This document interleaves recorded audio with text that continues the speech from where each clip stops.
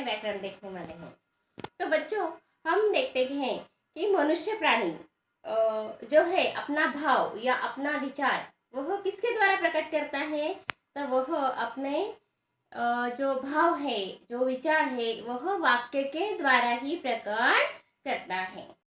दोस्तों, आपको संदेशा भेजना हो या आपको किसी का साथ बोलना हो, जैसे मैं आपके साथ बोल रही हूँ, इसके लिए मैं किसका इस्तेमाल कर रही हूँ? वाक्य का। तो आज हम इस व्याकरण में वाक्य किसे कहते हैं यह देखेंगे। देखिए, वाक्य एक सार्थक शब्दों के व्यवस्थित क्रमबद्ध शब्द से बनते हैं जो किसी विचार को पूर्ण रूप से प्रकट करते हैं।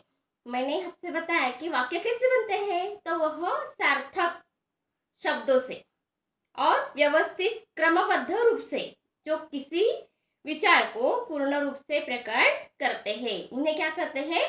वाक्य। माँ खाना बनाती है, यह जो उदाहरण आपके सामने बताया है, इसमें हमें यह देखना है कि इस वाक्य में जो शब्द आए वह एक क्रमबद्ध रूप से आए हैं और व्यवस्थित आए। जैसे यहाँ मैंने ऐसा पढ़ा या ऐसा लिखा कि बनाती है खाना माँ, तो आपके समझ में नहीं आएगा। तो इसीलिए वाक्य सार्थक शब्दों के एक व्यवस्थित क्रमबद्ध शब्द से बनते हैं जो किसी विचार या किसी भाव को पूर्ण रूप से प्रकट करते हैं। तो अब हम वाक्य की परिभाषा देखेंगे। वाक्य की जो परिभाषा है वह सरल शब्द में हम देखेंगे कि जो शब्द, ऐसे शब्द समूह जो पूरा अर्थ स्पष्ट करते हो, उन्हें वाक्य कहते हैं। कि जो ऐसे शब्द है वह शब्द समूह जो क्या करते हैं? पूरा अर्थ हमें बता देते हैं। जैसे कि मैंने लिखा है कि माँ खाना बनाती है, इसमें हमें पूरा अर्थ स्पष्ट दिखाई देता है और उन्हें क्या करते हैं? वाक्य करते हैं। तो अब हम वाक्य के दो अंग या वाक्य के दो खंड देखेंगे। वाक्य के दो खंड हैं। वाक्य के खंड कितने हैं? दो है। या अंग कितने हैं? दो है। तो उसमें का पहला जो है वह है उद्देश्य और दूसरा जो है वह है विधेय। उद्देश्य किसे कहते हैं और विधेय किसे कहते हैं, यह हम अब देखेंगे। उद्देश्य किसे कहते हैं? तो वाक्य में जिसके बारे में कहा जाता है उसे क्या कहते हैं? उसे उद्देश्य कहते हैं। तो हम उद्देश्य की परिभाषा देखेंगे। देखिए, वाक्य में जिसके विषय में या जिसके बारे में कुछ कहा जाए उसे उद्देश्य कहते हैं। जैसे कि हमने यह दो उदाहरण देखे, एक पहला वाला और ये दूसरा वाला। पहला वाला था माँ खाना बनाती है और दूसरा वाला जो है वो है भारत महान देश है। तो इसमें से हमें उद्देश्य पहचानना है। हमने क्या देखा कि वाक्य में जिसके विषय में, तो दोनों वाक्य में किसके विषय में बताया है? तो उसमें पता है भारत, भारत के बारे में जो बताया है। तो भारत यह जो है वह उद्देश्य है। और विधेय किसे कहते हैं? तो देखिए, उद्देश्य के बारे में जो भी कहा जाए वह विधेय कहता है। यानी जो उद्देश्य है, यह जो भारत है, भारत के बारे में जो कहा है उसे क्या कहते हैं? विधेय कहते हैं। यानी यह जो है, जैसे यहाँ भी है माँ, यह उद्देश्य है और खाना बनाती है यह विधेय है। दूसरे वाक्य में भारत यह उद्देश्य है और महान देश है वह है विधेय। और इसी तरह हम एक चार्ट देखेंगे। वाक्य है हिमालय देश का गौरव है। दूसरा वाक्य है महासागर अपने देश के चरण पखारता है। तीसरा वाक्य है निखिल कश्मीर घूमने गया था। चौथा वाला वाक्य है मुंबई देश की आर्थिक राजधानी है। और पांचवा वाला वाक्य है परिश्रम सफलता की कुंजी है। यह पढ़े वाक्य लिखे हैं। अब इनमें से हमें उद्देश्य और विधेय अलग अलग करने हैं। तो चलिए, वाक्य का जो अंग है या खंड है वह पहला खंड है उद्देश्य। तो इन वाक्य में से हमें उद्देश्य अलग करने हैं। जैसे पहला वाक्य था हिमालय, तो इसमें का हिमालय शब्द हम वहाँ लिखेंगे। दूसरा शब्द लिखेंगे महासागर, बराबर है। तीसरा वाला कौन सा लिखेंगे? निखिल, अरे वाह। चौथा वाला मुंबई और पांचवा परिश्रम, बराबर। अब उसके बाजू विधेय का जो बॉक्स है वह है। तो बच्चों, यहाँ हमें वाक्य का दूसरा जो अंग है विधेय वह लेखन करना है। तो हम कैसे लेखन करेंगे? तो हम पहले वाक्य देखेंगे। देखिए, वाक्य है हिमालय देश का गौरव है। हिमालय के बारे में क्या कहा है? हाँ, बराबर, देश का गौरव। तो वह हम यहाँ लेखन करेंगे। अब दूसरा जो वाक्य है, महासागर अपने देश के चरण पखारता है। तो यहाँ दूसरे वाक्य में महासागर के बारे में बताया है। क्या बताया है? बोलो। बराबर, अपने देश के चरण पखारता है। तीसरा वाक्य है निखिल कश्मीर घूमने गया था। तो इसमें निखिल के बारे में कहाँ गया है? तो क्या कहाँ गया है? कश्मीर घूमने गया था। यह निखिल के बारे में कहाँ गया है, इसीलिए हम विधेय यह जो बॉक्स है वहाँ यह वाक्य लेखन करेंगे। चौथा वाला जो वाक्य है, मुंबई देश की आर्थिक राजधानी है। तो मुंबई के बारे में क्या कहा गया है? एकदम सही, देश की आर्थिक राजधानी है। यह जो वाक्य है कहाँ लेखन करना है? हाँ, विधेय में, बराबर है। पांचवा वाला वाक्य है परिश्रम सफलता की कुंजी है। तो परिश्रम के बारे में क्या कहा गया है? सफलता की कुंजी है, बराबर। तो यह वाक्य हम कहाँ लेखन करेंगे? हाँ, बराबर है, विधेय में। उद्देश्य के बारे में जो कहा गया है वह क्या होता है? विधेय।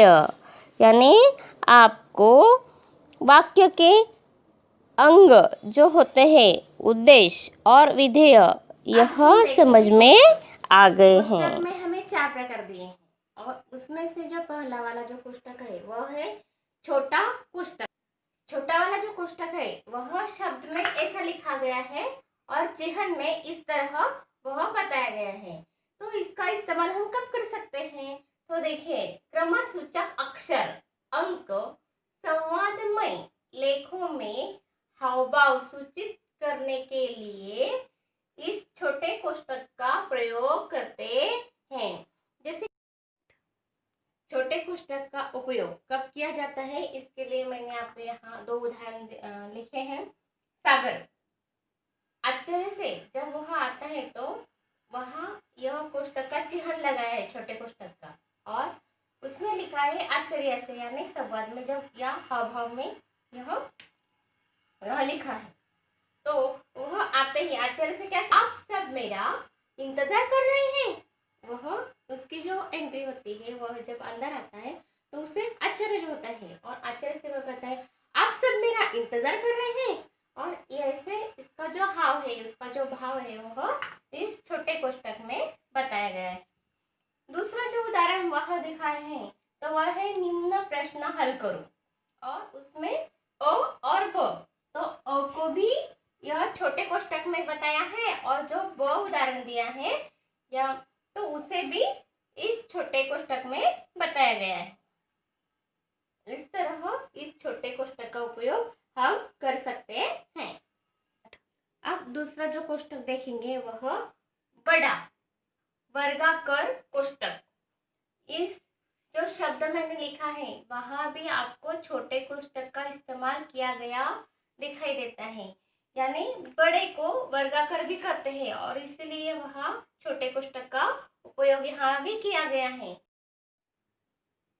बड़ा या वर्गाकार जो कोष्ठक है उसका चिन्ह यहाँ बताया है कि यह चिन्ह इस तरह वर्गाकार या बड़े कोष्ठक का लगाया जाता है। तो वह हम कब इस्तेमाल करते हैं?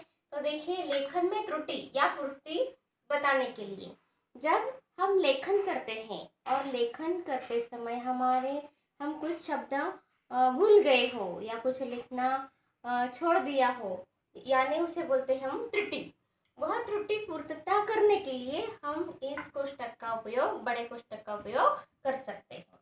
या हमें लेखन करते समय हमें उसमें पूर्तता करनी है, उस वाक्य में हमें पूर्तता करनी हो, तो उस वाक्य की पूर्तता करने के लिए भी हमें इस बड़े कोष्ठक का उपयोग हम कर सकते हैं या वर्गाकार कोष्ठक का उपयोग हम कर सकते हैं। दूसरा है, दूसरे कोष्ठक को घेरने के लिए यह जो चिन्ह लगाया है वह बड़ा या वर्गाकार कोष्ठक का प्रयोग कर सकते हैं। दूसरे कोष्ठक को हमें घेरना है, जैसे हमने यहाँ देखे हमें उदाहरण बताया है कि नमूना ड, इसमें हमें घेरना है दूसरे कोष्ठक को। यह जो छोटा वाला जो कोष्ठक है उस छोटे कोष्ठक को हमें घेरना है, तो तब हम इस बड़े कोष्ठक का उपयोग कर सकते हैं। तो इसलिए यहाँ उदाहरण बताया है। तो देखिए, पहला उदाहरण जो है रविंद्रनाथ ठाकुर का अनुदित साहित्य सब पढ़ते हैं। तो यह जो पहला वाक्य है उस पहले वाक्य में अनुवादित इस शब्द का अर्थ मराठी में भाषांतर करना, यानी जो भाषा होगी वह भाषा का अलावा दूसरी भाषा, जैसे हिंदी में होगा तो मराठी में, तो भाषांतर करना उसका अर्थ है अनुवादित। तो इसी शब्द का जो अर्थ है वह हिंदी में है अनुदित। तो जो मराठी में पढ़ने वाले हैं वह अनुवादित इस शब्द से समझ जाएंगे, और जो हिंदी में पढ़ने वाले लोग हैं वह अनुदित इस शब्द से जो उसका जो अर्थ है वह अर्थ समझ जाएंगे। इसीलिए इस बड़े या वर्गाकार कोष्ठक का इस्तेमाल पहले उदाहरण में दिया है। दूसरे उदाहरण में वह बताया है, देखो आपका पत्र नमूना ड के अनुसार होना चाहिए। नमूना है, लेकिन उस नमूने का जो अंक दिया है, जो शब्द दिया है वह छोटे कोष्ठक में हमें बताया है, और यह जो नमूना जिसे हमें बताना है तो उसके समझ में आने के लिए हमें यह नमूना के जो आजू बाजू हमने वह बड़ा या वर्गाकार कोष्ठक लगाया है, और इस तरह इस बड़ा या वर्गाकार कोष्ठक का इस्तेमाल हम और जगह भी कर सकते हैं। तीसरा वाला जो कोष्ठक है वह देखेंगे हम। तीसरा वाला जो कोष्ठक है वह देखेंगे हम मांझला सर्पाकार कोष्ठक। इस मांझले कोष्ठक को सर्पाकार, इसमें भी हमें छोटा कोष्ठक का उपयोग हम यहाँ देख सकते हैं, और उसका चिन्ह जो है इसका इस्तेमाल हम कब कर सकते हैं? तो देखिए, एक साधारण पद से संबंध रखने वाले अलग अलग पंक्तियों के शब्दों को मिलाने के लिए इस मांझले यानी यहाँ चिन्ह जो लगा है इसका प्रयोग हम कर सकते हैं। कि जैसे हम देखते हैं कि एक साधारण पद से संबंध रखने वाले एक वाक्य है, एक पद है, और इसका जो संबंध है वह अलग अलग पंक्तियों में आता है, और तब हम इस मांझला जो कोष्ठक है इसका उपयोग हम कर सकते हैं। वहाँ उदाहरण हमने यहाँ लिखा है कि देखिए, पहला उदाहरण जो है इसमें 3 नाम लिखे हैं। पहला है गोदान, निर्मला और गबन। तीनों के जो लेखक है वह एक ही है, वह है प्रेमचंद जी के प्रसिद्ध उपन्यास है। ऐसा वाक्य, ऐसा पद यहाँ लिखा है, पर इन तीनों के लेखक एक होने के कारण इन तीनों के नाम को यह जो सर्पिला जो कोष्टक है, सर्पिल आकार का कोष्टक या मांझले आकार का कोष्टक पहले वाक्य में हमने यहाँ दिया है। दूसरा जो वाक्य है वह है महाकवि माने जाते हैं। महाकवि कौन है? तो उसका नाम वहाँ लिखा है तुलसीदास जी और कालिदास जी। यह जो दोनों कवि है वह महान कवि थे और इन दोनों के जो महाकवि होने के कारण यह जो पद है वह दोनों को इस्तेमाल किया जाता है और इसीलिए यह सर्पिला आकार या मांझले कोष्टक का उपयोग हमने यहाँ किया है। और इस तरह जब हमें कोई वाक्य लेखन करना हो, इसमें एक ही पद को अलग अलग पंक्तियों में वह शब्द आते हो, तो तब हम इस सर्पिले आकार या मांझले कोष्टक का उपयोग हम कर सकते हैं।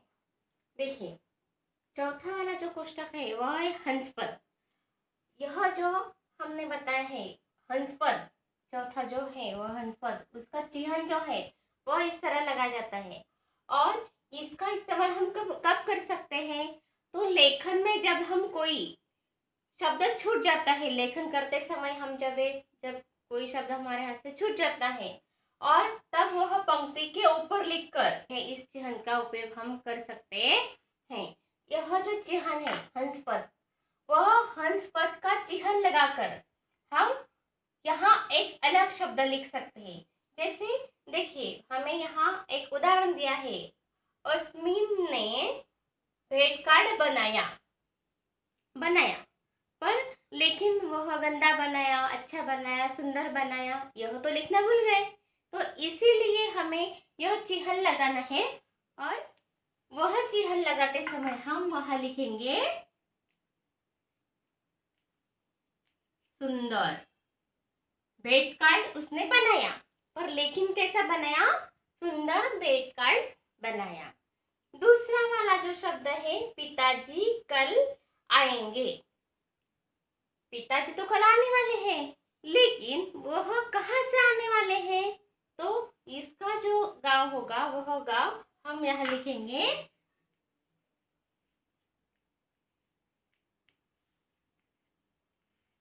मुंबई। देखिए, यह कौन सा वाक्य हुआ?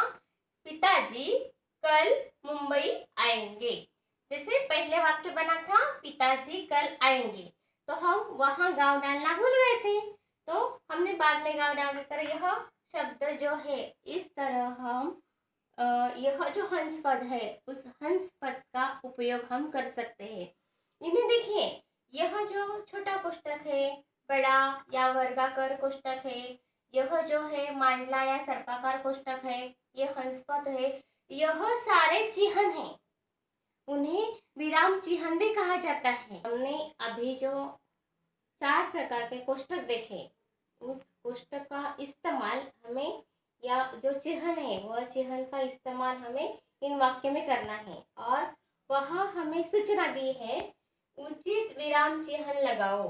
इन 4 वाक्यों में हमें अलग अलग प्रकार के चिह्न लगाने हैं। तो पहले वाक्य में हमें कौन सा चिह्न लगाना है बताओ?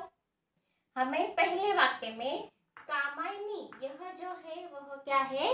महाकाव्य, और यहाँ हमें छोटा क्या लगाना है?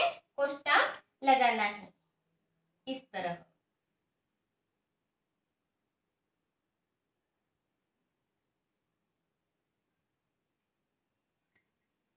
इस तरह से हमने यहाँ छोटा कोष्टक लगाया और वह एक बना कि कामायनी, यह क्या है? एक महाकाव्य है और वह किसकी है? कवि जयशंकर प्रसाद जी की। और आखिर में हमें यह जो शब्द हमें वाक्य पूरा करते हैं तो हिंदी में इस तरह हम खड़ी पाई लगाते हैं। अब दूसरा जो वाक्य है, विशाखा लंदन से दिल्ली आती है, हवा जैसी आने की सूचना नहीं देती। कौन सा चिह्न लगाना है बताओ? बराबर है, वहां हमें बड़ा कोष्टक लगाना है। तो कहाँ लगाएंगे हम? तो हमने देखा है कि देखिए यहाँ वाक्य पूरा होता है, विशाखा लंदन से दिल्ली आती है, यह बराबर है। और दूसरा जो है हवा जैसी आने की सूचना नहीं देती, तो हम कहाँ लगाएंगे? हाँ, तो हम यह जो शब्द है हवा जैसी, यहाँ हम बड़ा कोष्टक लगाएंगे। तीसरा वाक्य है बाल भारती, सुलभ भारती हिंदी के पुस्तकें हैं। तो इन दोनों वाक्यों में आपके समझ में आया होगा कि कौन सा हमें कोष्टक लगाना है या कौन सा हमें वहां चिन्ह लगाना है।